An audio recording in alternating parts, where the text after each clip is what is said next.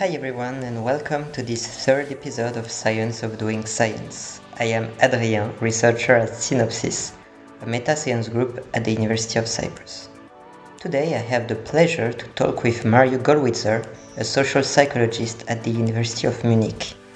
And Mario is also a coordinator of MetaRep, a German meta-scientific program to analyze and optimize replicability in the behavioral, social and cognitive sciences.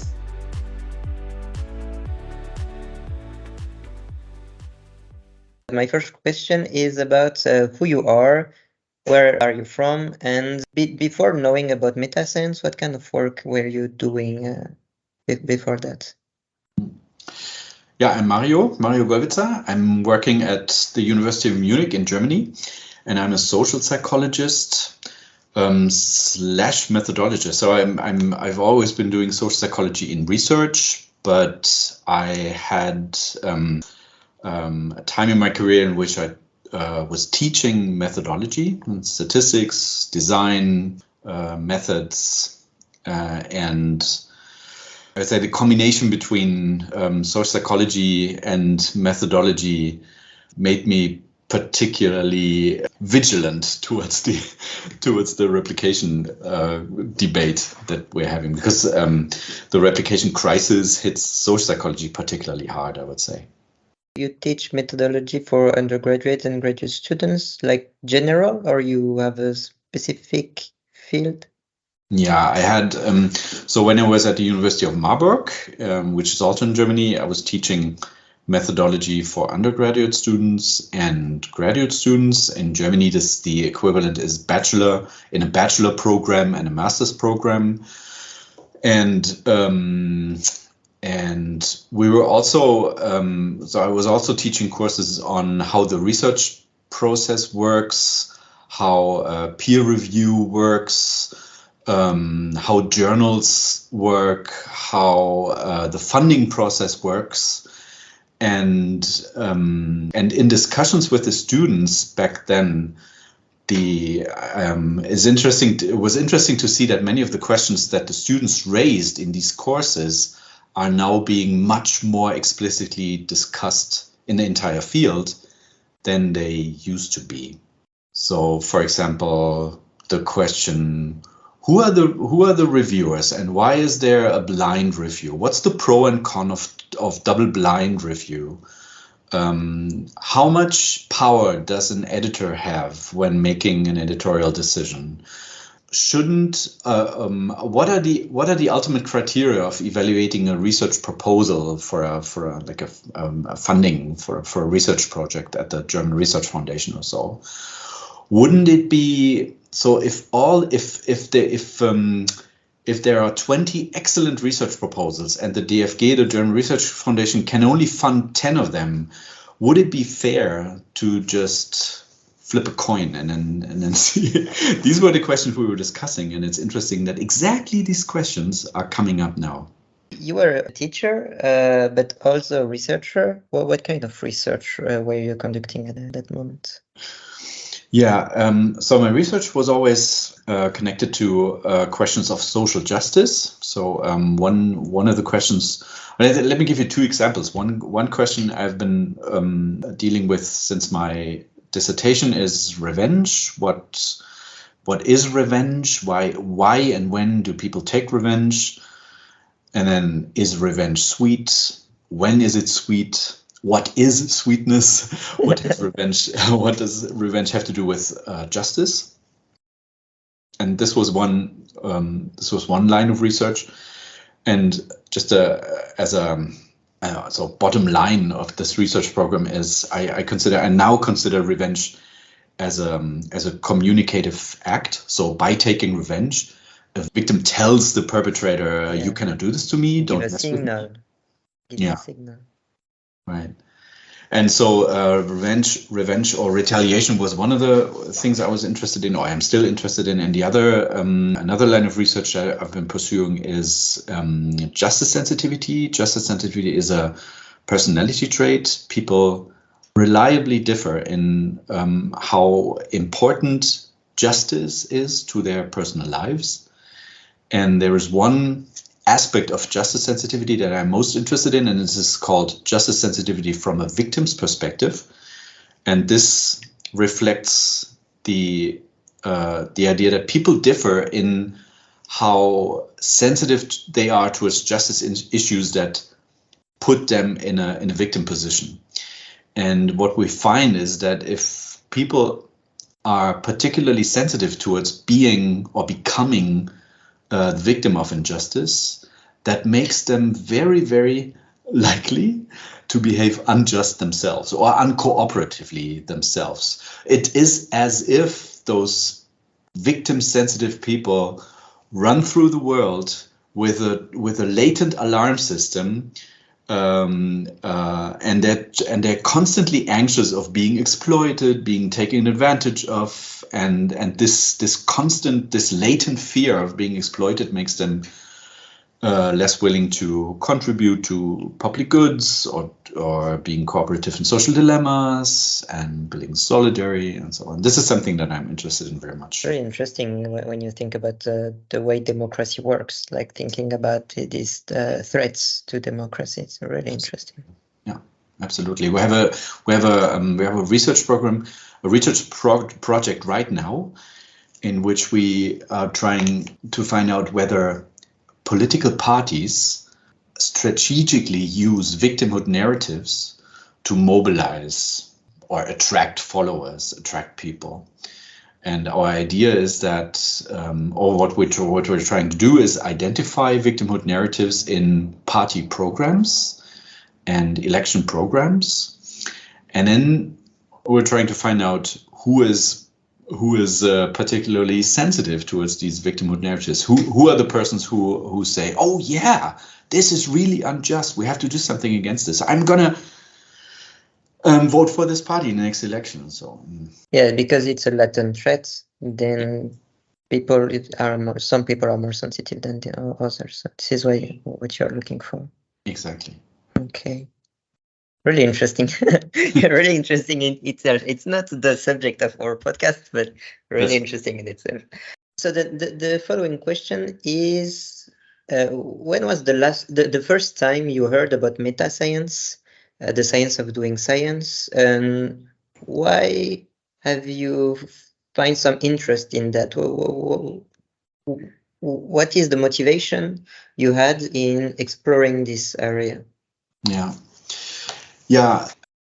To answer this question, I think I need to go back in time a little bit, because I was, and I hope this doesn't become too lengthy and too tedious. But I think it's an important story, and it's still it's still telling the story still has some upsetting quality even to me who's telling the story. Let me try. We really like stories here, so no problem. Very good. I happened to be in the executive board of the German Psychological Society between 2014 and 2018 for 4 years. I was a secretary in the executive board. And as secretary, I was responsible for the internal communications, so among the members of the Psychological Society in Germany, but also for external communication, for press releases and statements and so on. And as you know, 2015 was the year in which one of the most disturbing studies on the state of replicability in psychology was published, and that was the Reproducibility Project Psychology by the Open Science Collaboration, published in Science, and this study showed that only a fraction of studies, like 36 or 37%, were actually replicable, could be replicated in a direct replication. And Science wrote a press release, and a day later the article was published, and then we in the executive board were wondering, what are we going to do with this? And it was totally clear that we would have to issue a statement or a press release. But I would say a good understanding of what that means, what it implies, what consequences that has on the entire field, it was too early at that time. Yeah, I it mean, wasn't known. it was one of the starting points for a big and long discussion and a very fruitful discussion. But at that time, there was a lot of time pressure on us, and we were discussing how do we want to set up this press release. And our first press release that we issued a couple of days later after the article was published was really something that I would never do again. I would now in retrospect say, we totally underestimated, totally misrepresented the impact of that study. One of the sentences, for example, we wrote in our press release is, well, yeah, there's not much to worry about. It's at least 37%. It could have been worse. Psychology as a field is doing all it can to remedy the situation and to increase its reputation. So it sounded like minimizing. Yeah, reassuring.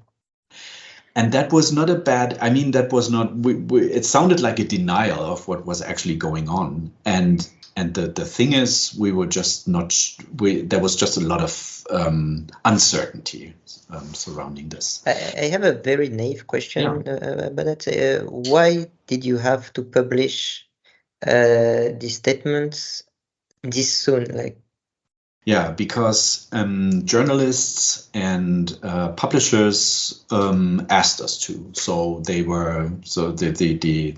called us, they wrote emails, and instead of responding to each of these emails individually, so they were seeing the study in Science and were saying, hey, German Psychological Society, what's your point on this? What's your take on this? What do you say? Okay. You have to say. And so that was the reason. And we were pretty, I mean, I was pretty naive then. And then what happened was what you would call now a shitstorm against us in the executive board from those people who quickly understood the impact of this study, of the Science study, and told us, hey, you're misrepresenting what's going on here. And they were right, I would say, totally. And that, but then dealing with the shitstorm, trying to learn more about what it means, linking this to other discussions that we had already in social psychology, for example, about p-hacking, flawed incentive systems in science. I mean, one thing that may sound absurd now, 7 or 8 years later, but back in the days, we were just slowly learning how all of these things are connected to each other. And it sounds naive now, but maybe it was naive back then. But that got me really, really interested in meta science. And one of the questions that I'm still struggling with, and it's still fascinating to me, is how much of the non-replicability of psychological effects is actually due to false positives, effects in original studies that were total, false positives, effects that shouldn't have been found in the first place. And what could be other reasons? For example, maybe we have the wrong criteria to judge replication success or failure. And this is something that I find super interesting. What is the next step? Like you were the secretary of this association, and then how you were more involved in meta science after that? So we quickly learned that it's that the 36-37%, the low replication rates we have in psychology, is an alarming figure. That's something we quickly learned. And we also quickly learned that we have to do something against this. And this doing something against this has to be on a structural level. And we also quickly learned that without a culture of error spotting and correction or correctability in science, we will get nowhere. So one of the things we did, and I'm now in retrospect, I'm proud to say that in psychology, at least in Germany, we were one of the first disciplines to develop a psychology-specific framework for data sharing. So we issued very quickly, already in 2016, the beginning of 2016, we issued recommendations for data sharing in psychology. And one of the recommendations was all data should be shared on a repository, on a trustworthy repository, no matter whether the data are published or not. And we discussed issues around co-authorship, and we discussed issues around how people who would like to reuse the data should communicate with the original authors. And and I think that became an important document. Why so? Why the researcher who wants to replicate the study should contact the original author? What is the reason for that? To remove misunderstandings. So one thing I think happened quite often is that the inability to reproduce results that original authors found was due to a misunderstanding. So maybe the code was, putting raw data on some website doesn't make the data necessarily reusable. What you need to have there is metadata, a file that explains what the variable means, what the different levels of a variable mean, how they should be coded, and also the code, in the old days, the syntax. A file that shows you how a model has been specified. So then, what's the point of having a method section in our studies, in our articles, if it leads to misunderstanding? Yeah. It's like a provocative question, but one thing that publishers always say is that journal space is precious, and it should be a method section in an article should be just sufficiently informative to enable a replication of the study. But then the devil's in the detail, in the methodological, the question of how the data were collected and cleansed and made ready for the main analyses, and then analyzed in the main analyses, and so on.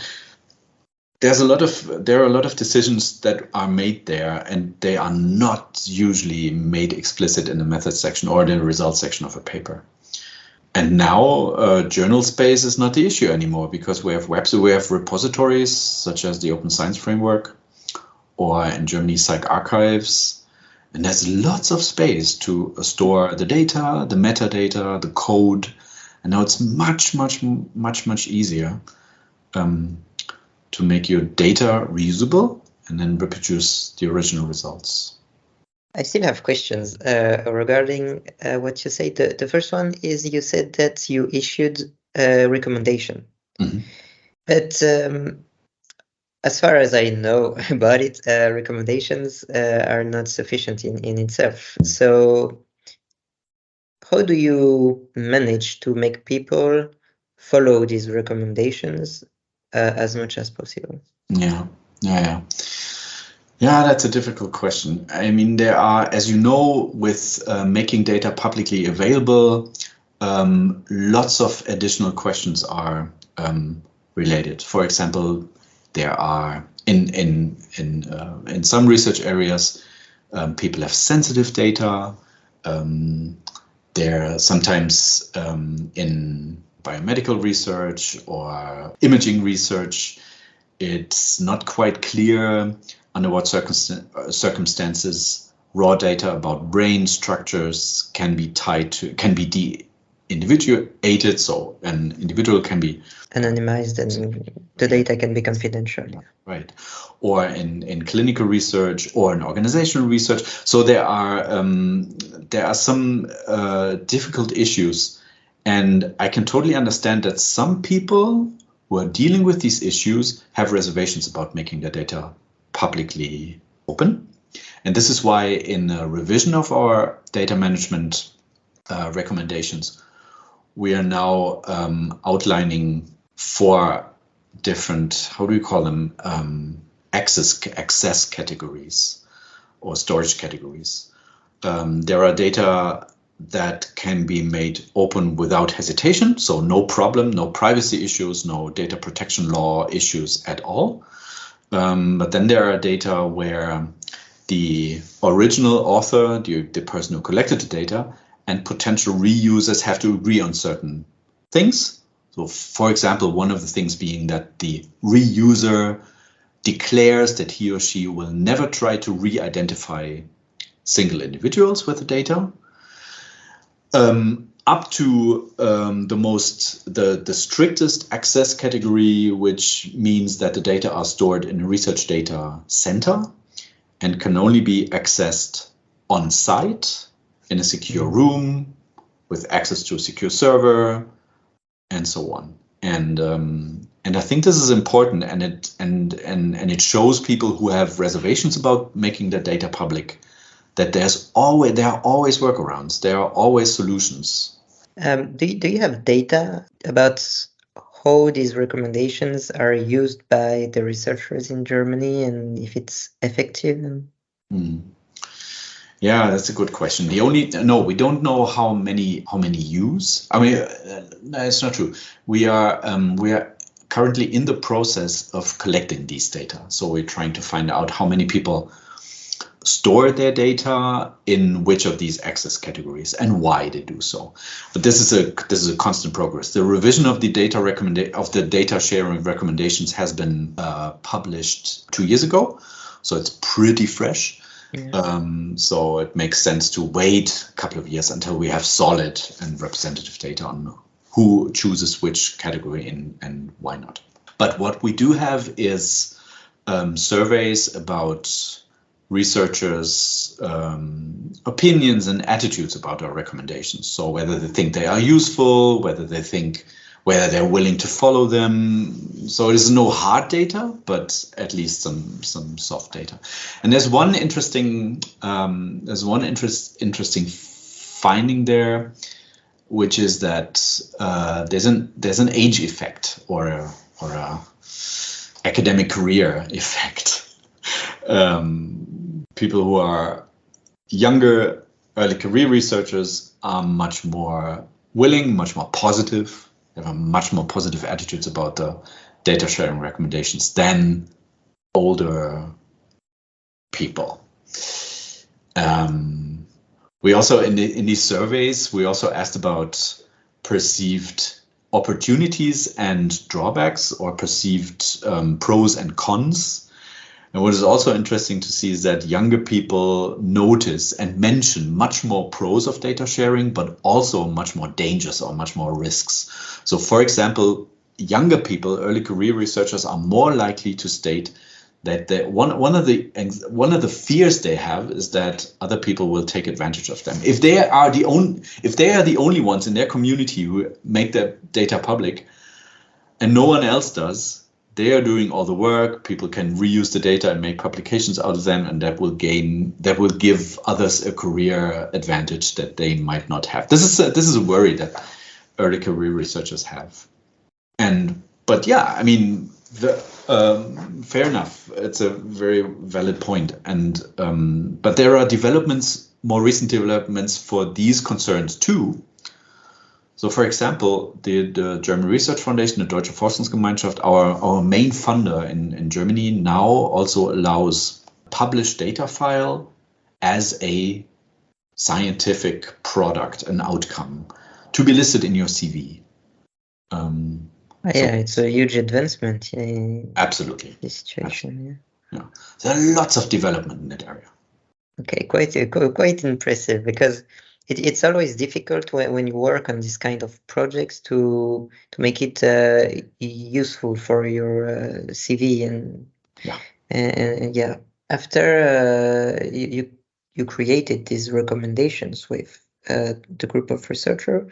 What is the next step? Because I know that the last step is the creation of MetaRep, and we will discuss about it in a few times. But in between, what was your research and your advancement in meta science? Yeah.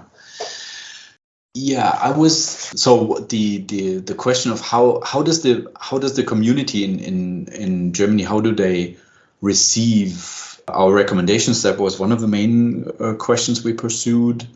Is that is data sharing something that the majority of people in Germany would say yes, okay, I see the point, let's do it, or have reservations? And my impression is also that these that the reservations are decreasing right now. So people get more, researchers, colleagues get more and more positive about data sharing, which is good. So that was one research activity in the meta science field. And then the one of the questions I'm super interested in is, and that may be due to my social psychological background in research, how much does the context in which you conduct studies affect the replicability of your results? And I'm perfectly aware that referring to context as a, let's call it a container concept, makes it just makes no sense. You can always justify a failed replication of effect X by referring to context. Yeah, the original study was conducted under certain context characteristics. They were absent in the replication study, so no wonder that the replication didn't find the original effect. But so this is this is the boring aspect of context. And what I'm interested in is, can we? I mean, on the contrary, I think that context does matter. Things that materials that have been used in the 1980s just don't work anymore nowadays. So, and then a study that has been conducted in the US maybe does not really work in Italy, and so on. And I'm trying to find ways to model these context characteristics to make replication research better. So once you understand which context characteristics have to be held constant in order to have a fair chance of replicating the original result, that reduces your degrees of freedom in replication research. And I think this is what we need. There is also this idea of distinguishing between historical effects and cumulative effects. Like, historical effects are effects that can be found once in a particular context, when cumulative effects are effects that can be replicated because of the particularity of this effect. This is very interesting to distinguish between the two, and it's not that evident.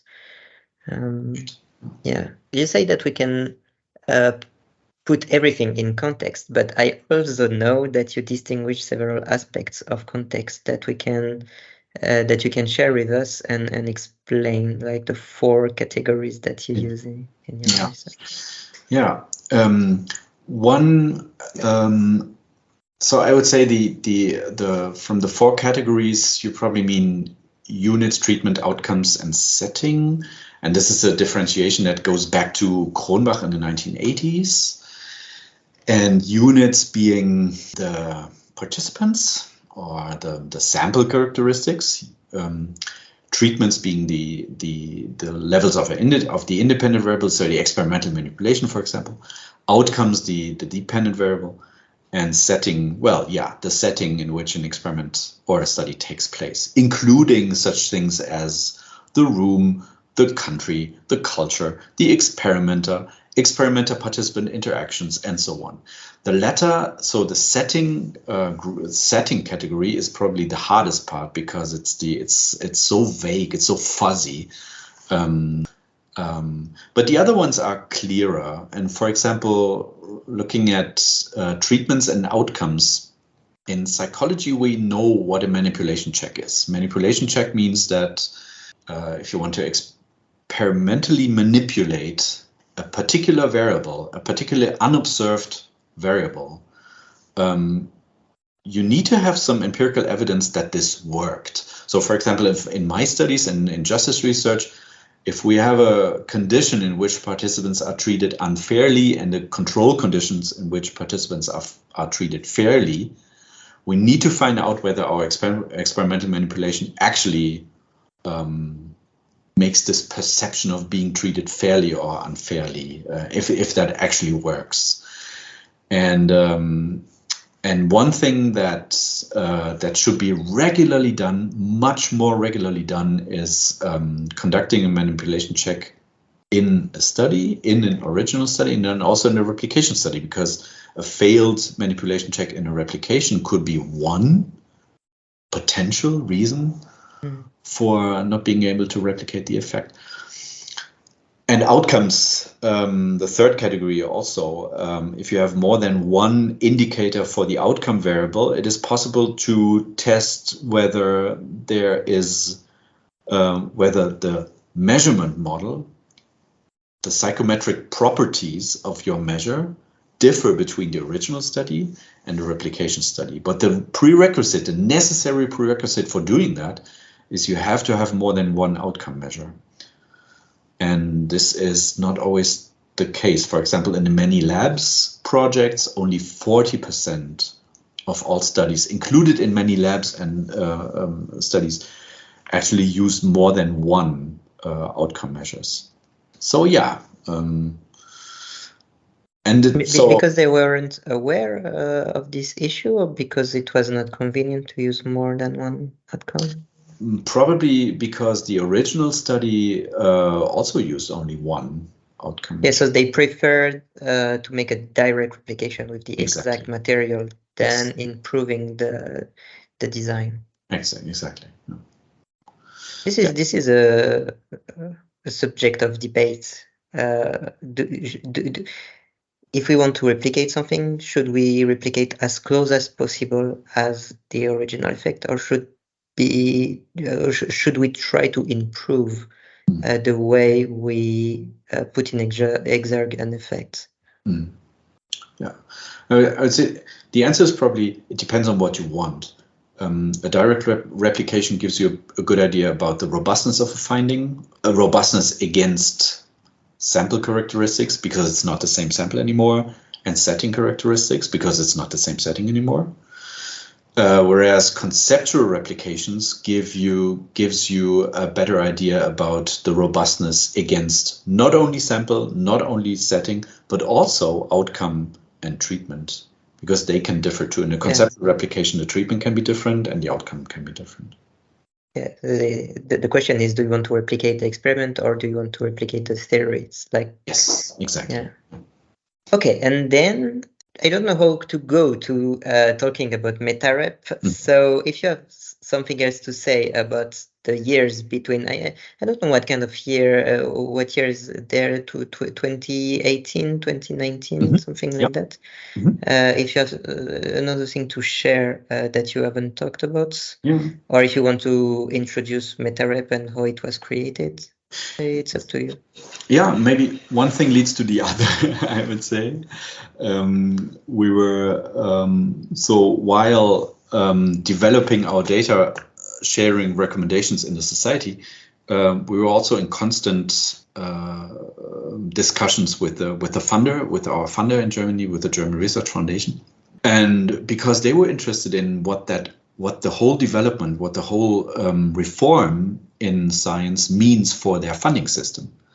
So, for example, one of the questions they had was, should we take a data management plan and a specific commitment to sharing data? Should we put that on our criteria list for evaluating, for assessing research proposals? And how strict should we do that?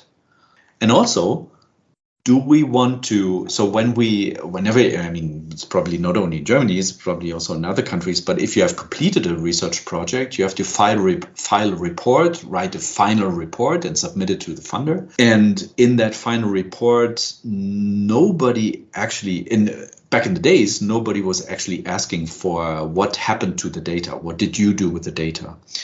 And so the DFG was asking, should we include that as one of the mandatory chapters in a final report, data management, and make that an assessment criterion, an evaluation criterion?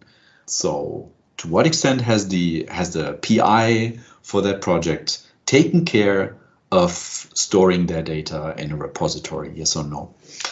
And while discussing these things with the DFG, with the German Research Foundation, we spoke to one of the officials there, and this person said I remember at one dinner, hey, it strikes me that many of these questions that we're discussing here are actual empirical questions. They are actual scientific questions. Why isn't there a consolidated interdisciplinary research endeavor looking at exactly those questions? So, for example, how does the scientific reform that we are now implementing in psychology and also in other disciplines, how does that change practices? How does that change the relationship between PIs and funders?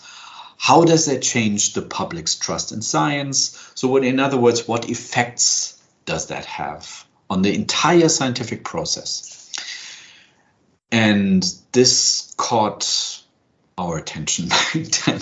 Said, "Well, yeah, the guy is right. We need something as something like a research consortium looking at exactly these questions."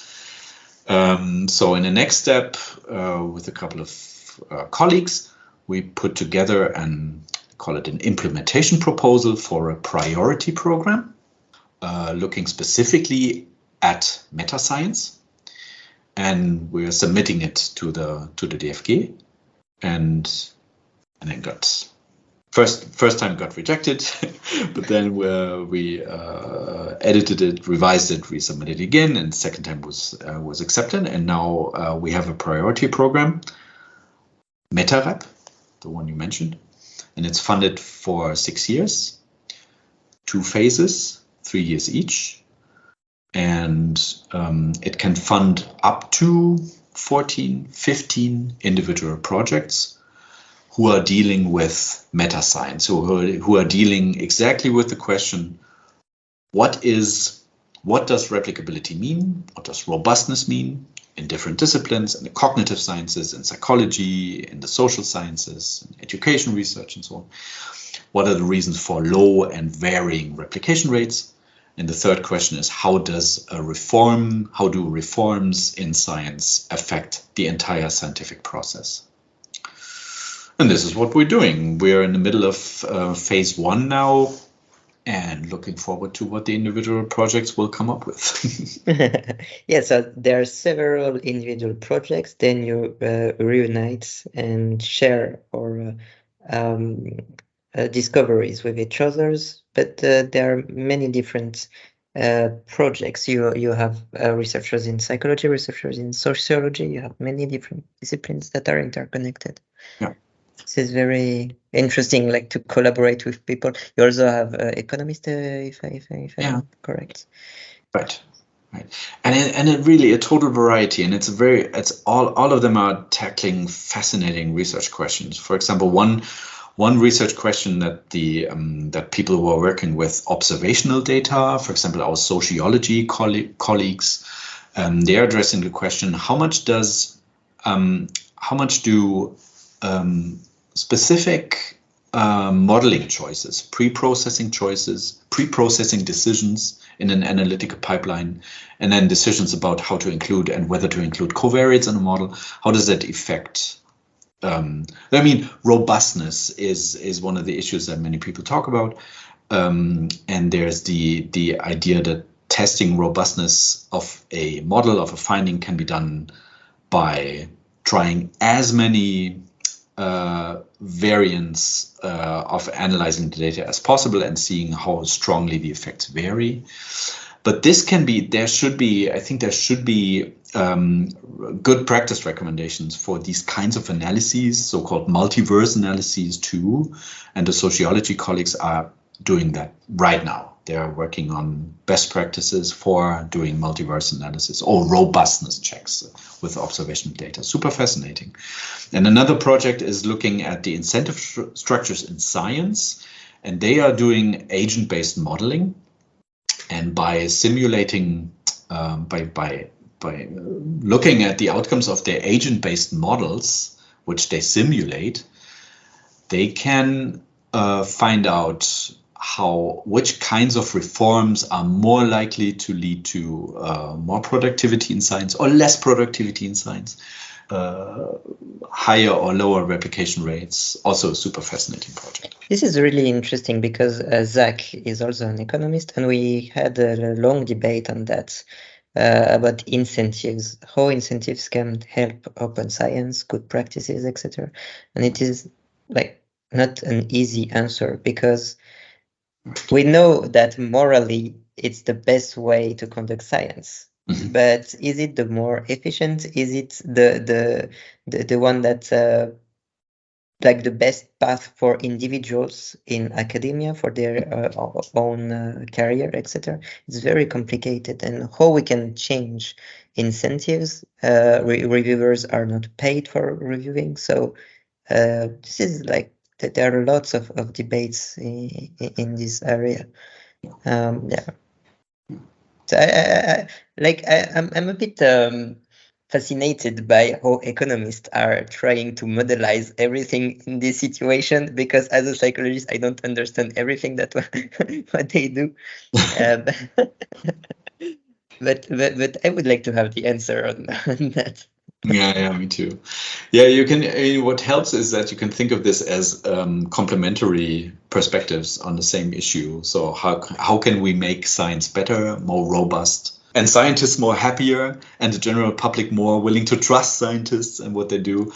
I mean, that's the ultimate goal, right? And the economics. So the question of how should an incentive system be structured to make that more likely is just as valuable as looking at, attitudes towards data management recommendations as we do it in psychology. It leads to a question I had, and I didn't know when to put it, but it's really interesting because you talked a lot about data sharing. You talked a bit about reproducibility, but one core part of meta science is also dealing with the public and dealing with policymakers. Yes. I would like to have your view on that, because you said you talked a lot about the reproducibility crisis, so the trust in science, and so how do scientists should communicate with the policymakers and the public? And I think you have many things to say in this regard. Okay. Yeah. One thing that could be interesting in that regard is a couple of years ago there was a survey among scientists, among researchers, also about the question why are they reluctant to share their data, not with the public but with other scientists. And one of the if I remember correctly, one of the most important reasons, one of the most frequently given reasons for being reluctant to share one's data with colleagues was if they discover an error and then publish the fact that I have made an error on some website, on some blog, via Twitter, via social media, that will damage my reputation and undermine people's trust in my science considerably. That was one of the main concerns. I think it's a valid concern. We shouldn't downplay this. It can happen, actually. Yes, but it also cannot happen. For example, Gilad on his website, he has a check me, replicate me section saying I can pay you if you find errors in my studies. And yeah, absolutely. But this is a change of culture. And if the culture changes in a way that admitting errors and finding errors does not necessarily lead to a damage of your reputation, then we're fine. Right? And I think Gilad is working towards that, and other people are working towards that too. But we also, I think, have to accept that there are people out there who have a different attitude towards this, and who take some, let's say, pride. Maybe pride is not the right word, but who are at least having fun, really identifying errors in other people's work. And that is probably harming the field. But one of the things we've been we've been in my group here, I've been dealing with empirically is to what extent does admitting false and to what extent does expressing your doubts about your own work undermine or affect the public's trust in your work at all. And it could go both ways. So it's possible that by referring to your own work as, I'm not sure, I have my doubts, my studies had weaknesses, blah, blah, blah, might undermine people's trust in your work, but it could, at the other hand, it could increase the public's trust in your work. And what we find in several studies is that admitting errors or being self-critical towards your own research actually increases the public's trust in your work. And that is a very, very important message to researchers. Don't worry. I mean, in general, I mean, it's not a deterministic effect, right? But in general, don't be too anxious about admitting errors and be self-critical about your work, because the public will actually be more thankful than skeptical about this. This is one part, Yes. is talking about the public. What about discussion with policymakers? How can we inform them better if we are not sure about the effects we have in our studies? Yeah. To be honest, I have this is a question where I don't have a good answer. On the one hand, what I see, and I mean, we had a big worldwide pandemic just a couple of years ago. We're still in the phase of a pandemic, and we have crises all along the way. There's an environmental crisis, a climate crisis. There are wars, and social science has so much to say. Let me frame it differently. The media's, the public's, the policymakers' demand for answers from social scientists is so large, it's so big. I've never been addressed. I've never been contacted by the media and policymakers more often than these days, or let's say last 2 years. And in general, I would say we shouldn't be too. The fact that we do have a replication crisis shouldn't make us too hesitant to give away our knowledge, things we have to say about social justice, about peace and conflict, about crisis, about health, about risk assessment, individual risk assessment, and protection measures, and so on. Psychology has a lot to say about this. But then again, on the other hand, there is a replication crisis, and we don't know how much of the effects in a particular field, such as social justice, is actually as robust as we thought they are. So I cannot give you a good answer on this. Really interesting, because I also think that it's a cultural issue. Like in France, when you are talking in the media, you have to be self-confident and certain about what you are saying. Like if you say, I'm not sure about that, it's not possible. You will not ever see on the television someone say, I'm not sure about that. Like it's not possible. Mm-hmm. So convey uncertainty about something is a bit complicated. Like, for example, about the use of the mask for the COVID-19. There was a Cochrane review like the last month or 2 months ago, saying that we only have 2 studies. They're of low quality. So the best we can say is that we don't really know if masks are effective for this pandemic. Then you have researchers who said, yes, we don't have strong studies for COVID-19, but we know that for air sprayed disease, mask works. So we don't really need to have one very high quality study in this regard. But many people in the media said, because this Cochrane review say we don't know, it means that it's not useful. Yeah. And so it's a bit complicated to convey uncertainty and explain to people that uncertainty doesn't mean that we should not do anything. So it's a really tricky aspect. Yeah, I totally agree. It's a super tricky aspect. What I think, I mean, the public, I mean, let's talk about the public as if it was one entity, which is not, right? It's a bunch of people who are with very, very different motives and different intellectual capacities also.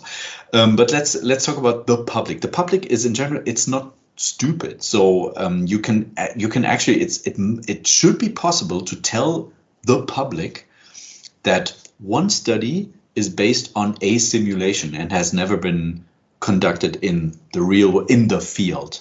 And this is something that the public should understand. Another thing that the public should understand, and we know they do, is that if you say, I am let's say, virologist, and I can only tell you about the effects of, I can only tell you something about how a virus reproduces and under what conditions we can stop the reproduction of the virus. But I am not an economist, and I cannot tell you anything about the economic opportunity costs of a lockdown. And so admitting your boundaries of knowledge is something that I personally missed in many of the expert interviews. We had in Germany, we had a couple of good examples, of laudable examples, but there were also many people who spoke about things that were so clearly outside their boundary of knowledge. And this is something that the public certainly picks up on and understands. And it's totally fine for a researcher to say, thank you for the question, but I can't give you an answer because it's outside my knowledge of my knowledge boundary. It's not common to have this kind of answer. Yeah. Okay, let's go back to you actually, because I emphasize that during our meeting you talked a lot about data sharing, and my question is, why do you put so much importance in that? Like, what is your motivation in dealing with this particular problem? Yeah. And not another, like this one. Yeah. I think for me, yeah, maybe two answers, a dumb answer and a more interesting answer. And the dumb answer is the dumb answer is, well, data sharing is a pretty easy remedy for many problems. It's such a low cost, it's such a low hanging fruit. If we really want science to be self-corrective in terms of other people can check whether what I did was correct and reproducible, I have to share my data. And this is actually, it has always been mandatory, by the way. So it was always for example, in our in the ethical guidelines of the German Psychological Society was always, there was always a paragraph saying public data should be publicly available. Nobody, not nobody, but only a tiny fraction of people actually took care of that. And now is the time to change this, and it's such a low-hanging fruit. So let's do this. That's the dumb answer. That's the stupid answer. And the more interesting answer is, I think that I think of data sharing as a social dilemma. I think that making your data publicly available actually pays off for an entire field if not only you does it, but many people do it, if it's part of a culture. And as I said before, one of the anxieties, especially of early career researchers, was that they might be taken advantage of if they share their data and others won't. And I can totally understand that. And I think from the perspective of someone who's interested in social dilemmas and how to solve social dilemmas, and one of the answers for the question, how do we solve social dilemmas, is by building trust. So in a field, social dilemmas can be solved by building trust. Or to frame it negatively, if I am suspicious that others might take advantage of me, then I won't be cooperative myself.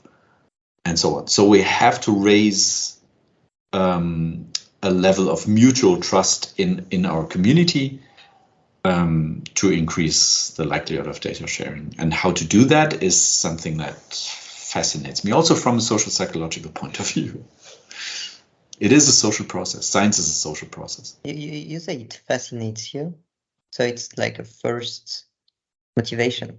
Mm-hmm. But your answer is about why reproducibility and why data sharing is important in itself. Mm-hmm. My question is, what motivates you, like you as a researcher? Yeah, it has something to do with my interest in social dilemmas. I think that many, I actually think that many things we do in science are, or I think that many social dilemmas are baked in our everyday process of doing science. Agreeing to write a review for an article, agreeing to go on a board which assesses research proposals and so on. I mean, somebody has to do it, otherwise the system would collapse. Oh, we have to change the system. But as long as there's as long as we accept peer review as one of the cornerstones of gatekeeping in science, somebody has to do it. Somebody has been willing to do it, and there are social dilemmas really all along the way. And I'm personally interested in, from a social psychological point of view, interested in. How does it work in people's minds? So how do they actually do they understand the social dilemma? How do they deal with that? What are the necessary individual level and structural level, systemic level prerequisites for solving the social dilemma? What does trust have to do with that? I find that conceptually interesting. What's the next step? Now you are in MetaRep doing your studies on the contextual effect of a replication. You have many different studies. What is like the next step? How do you envision yourself in the next years? Yeah. Well, good question. Not sure. One let's say high-level construal that I'm interested in, high-level construal question that I'm interested in is, what are the methodological standards for replication research? We do have methodological standards for primary research, for original research. We have lots of checklists on how to run a study, but there's not much, or it's evolving right now. Criteria for conducting good meta research, for example, replication projects, and this is something I'm interested in, and I would like to see a consensually shared list of criteria for conducting good meta research, replication research, for example. And also, I'm very looking forward to seeing how MetaRep, how our consortium develops. We'll have the second funding phase starting in 2024.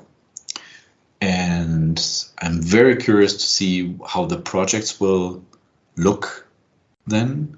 I guess we will have more projects in the consortium who will be looking at the effects of scientific reforms, of new practices. So it's the more evaluation-focused projects that probably will be dominant in the second funding phase. And then let's see where we can take it from there. I would also like to see data management, the use of new scientific tools being built in training programs for doctoral students, for doctoral researchers. I think that there's a dire need for structured training programs for early career researchers on how to use these tools. Yeah, and I would love to see more development. Yeah, this is a question. I talked with a group of researchers on Twitter yesterday. We have several checklists for everything, like tons of checklists for everything. We have lots of list of criteria. We have lots of different tools that one researcher or one group of researchers is doing like a shiny app here, and it's very difficult. Like if we put ourselves in the shoes of someone who doesn't know about all of this, wants to learn a bit, it's very hard to know where you start. Actually, the gap is so big, and the people pushing the field of open science reproducibility are so hard with themselves and the others that sometimes it's a bit scary to know where is the first step. Yeah, exactly. And I think that especially early career researchers who come on board, who just finished their master's program and have a degree and now want to pursue a PhD. And I mean, talking to people in my group, for example, there's a lot of intrinsic motivation. Hey, let's do it right? But then again, they get easily lost in all of those new standards, new tools, and then they wonder what is worth pursuing, what is a must, what is a no-go. What's your answer on that? Because you're asking questions, but what is your answer on that? What is your recommendation at the first step? I have to admit that I cannot give right now. I cannot give any definite answers. There are no definite answers right now. I think that's okay. Let's talk about my recommendation, and then you tell me what you think. Mm-hmm. I think like the first thing is to learn about pre-registration and power analysis. I think this is like the first important steps. Yeah. What do you think about that? I totally agree. And what I see now, at least in many of the undergraduate programs in psychology in my country, they are building that in. So pre-registration is something that is now being covered in many of the undergraduate programs. For example, we require our bachelor students to pre-register their hypotheses and analysis plans, and that is bachelor students, right? Yeah. And power analysis is something that they learn in their first or second semester when they do inference statistics. Wow. Yeah. Well, this is not the case in France. Okay, I see.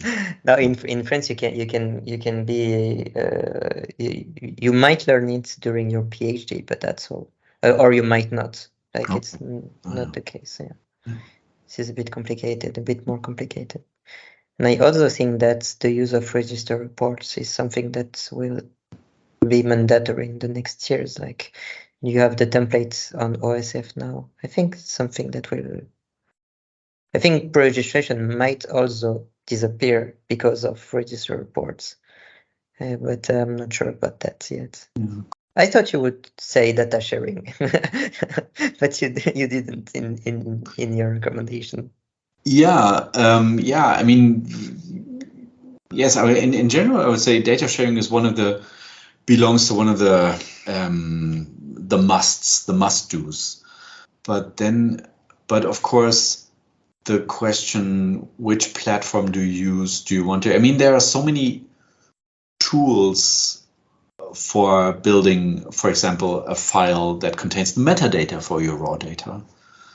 And I cannot give a crystal clear and correct recommendation on which of these tools my PhD students should use, because there's so much dynamics. The field is so volatile. There's so much development.